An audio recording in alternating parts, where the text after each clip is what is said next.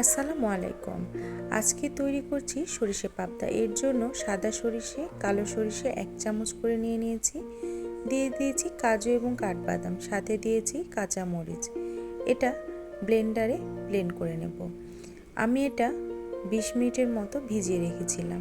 পাবদা মাছ এখানটায় 6 পিসের মতো নিয়েছি। পাবদা মাছগুলো ঝাল, লবণ, হলুদ দিয়ে ভালোভাবে মেখে নিচ্ছি।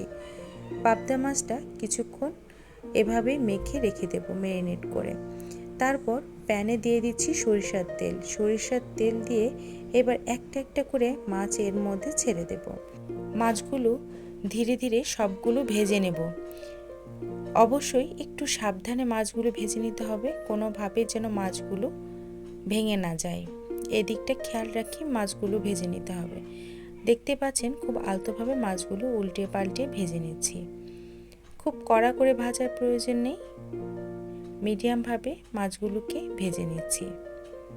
এই রেসিপিটি খুবই মজার এবং খুবই সুস্বাদু। গরম ভাতের সাথে সরিষে পাবদা খেতে বেশ দারুণ লাগে।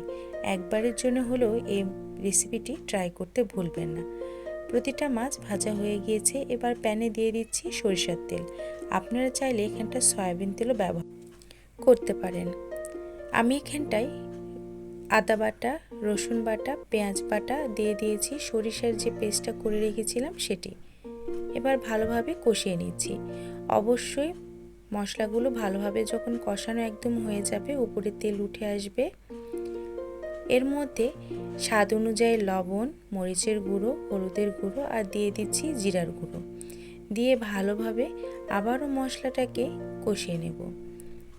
আসলে মশলা কষানোর উপরেই খাবারের স্বাদ, গন্ধ অনেক কিছু নির্ভর করে। চেষ্টা করবেন একটু হাতে সময় নিয়ে এই রান্নাটা করার। খুব বেশি একটা সময় লাগে না, তারপরও একটু চেষ্টা করবেন যেন সুন্দর মতো মশলাগুলো কষানো হয়। আমি এখানটায় একটা মিডিয়াম সাইজের টমেটো পিউরি করে নিয়েছি। এখন টমেটো সিজন, যদি আপনাদের হাতের নাগালে টমেটো থাকে এটি দিলে আরও টেস্টটা বহুগুণে বেড়ে যায়। এবার সামান্য কিছু পানি দিয়ে এবার ভালোভাবে মশলাগুলো কষানো যখন হয়ে যাবে, এর মধ্যে দিয়ে দিয়েছি পাবদা মাছগুলো ঢেলে দিয়ে এটা কিছুক্ষণ এভাবে চুলোতেই বলক উঠিয়ে নেব। যখন রসটা অনেকটা কমে আসবে তখন এটি পরিবেশন করব।